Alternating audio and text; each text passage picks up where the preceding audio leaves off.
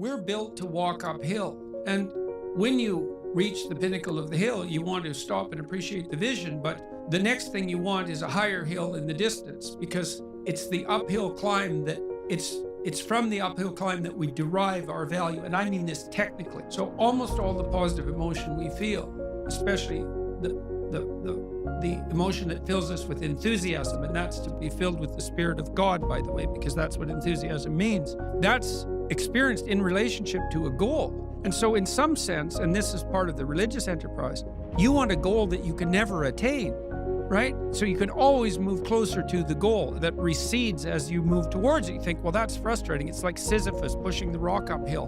But it's not, because as you pursue that goal, you put yourself together and your life does get better and richer and more abundant. That's why the highest levels of virtue and goal are in some sense transcendent. You want them to be above everything you're doing so you can continually move towards something that's more sublime and better. That's what you are. You're here to live, not to sleep. And the problem with the vision of Mai Tais on the beach is that, well, first of all, that's a vision of drug-induced unconsciousness. Second, it's only going to work for about a week. Third, you're going to be a laughingstock in a month and depressed and aimless and goalless. You want a horizon of ever expanding possibility. And so it does happen to people because they've staked their soul on the attainment of an instrumental goal. And it can be a pretty high order goal. It was in your case. But then you think, well, now I'm there. Now what? Well, the answer can't be, well, I'm going to live in the lap of luxury and never have to leave the faith. What do you want to be, a giant infant with a gold bottle? You never have to do anything but lay in your back and suck. It's like, well, you see the problem with that as a conceptualization. It's no, you want to be like an active warrior moving uphill with your sword in hand, and that's dynamic, that's exciting. That's why so many young men disappear into video games. That's all acted out in the video game. So they have to act that out in their own life. And this is the fact that we kind of experience life as if we're tossed into it, thrown into it. You know, you're male and not female. You're Hindu and not Christian. You're tall and not short. You have an arbitrary range of talents and arbitrary range of limitations, none of which, in some sense, you chose. It's the cards you're dealt. Now, some of those are cards of privilege. Now, maybe you're born intelligent. Maybe you're born symmetrical. Maybe you're born healthy. Maybe you're born into a culture where it's much easier not to be absolutely deprived. Maybe your parents are rich. And so all of that, in some sense, is unearned. Now, along with that comes a good dose of existential guilt. Because at the same time, and this is true for anyone, regardless of their cultural background, the ground we walk on is soaked in the blood of historical atrocity. And so that's on you, because, you know, people think, well, who's the Nazi? Well, it's the fascist, or who's the radical communist? It's the radical left-wing ideologue. And the fundamental truth of the matter is that's best dealt with as a spiritual matter. Is the adversary is within, really, most profoundly. And so you have to take the responsibility for that historical atrocity onto yourself.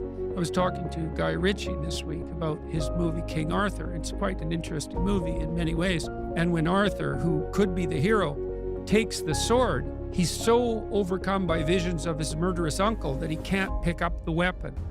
Well, think about that. Now, you have weapons at your disposal, but they've been used by your murderous uncle. How dare you wield them? And the answer is, maybe it's easy just to leave the sword on the ground, because you do want to be responsible for atrocities going forward. And don't think you couldn't be. And don't think you might not enjoy it. And so the way you pay for your privilege is with your virtue. I mean that most particularly. You have these opportunities and this existential guilt. And the way you expiate that and atone is by doing your best to live the best possible life you can manage, to speak the truth, to treat people with respect, to abide by the principles of the dignity of the individual, and to put your house in order. And that's how you pay for your unearned privilege.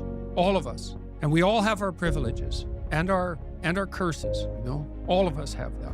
That's why it's not useful to be envious of people. You know, you're a young man, you see someone drive by in a Ferrari with blonde, and you think, my God, he's got everything. And the woman in the car is a prostitute who's got a cocaine addiction, and her life is just one catastrophe after another. And he's had to lie and cheat his way into this position, and he's afraid that everything's going to come crashing down on him, and that's what you're jealous of. And it's just not that profound. You don't want someone else's fate. Man, your fate's enough, and your adventure's enough. It's plenty. It's more than you can ever fully realize.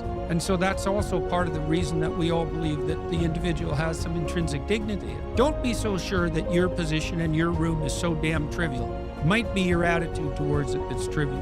And if you're in dire straits and dire circumstances, just look at how much opportunity you have to make things better. We ask that question with good intentions.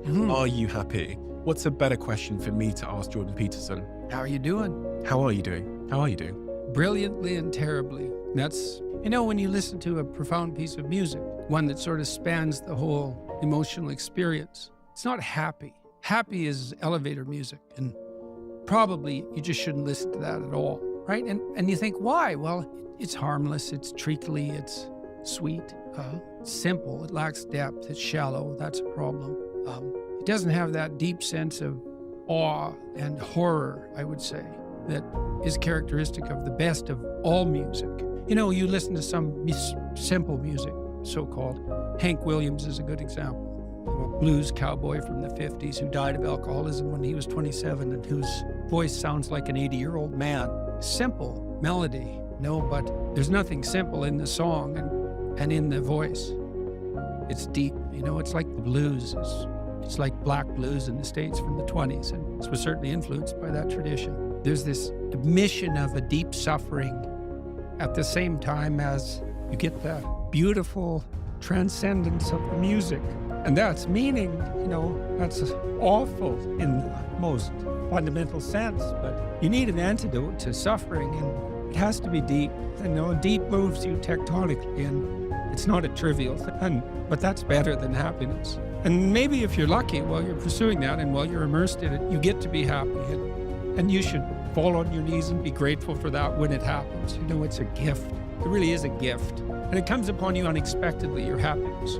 But you aim to climb uphill to the highest peak you can possibly envision. And that's better than happiness.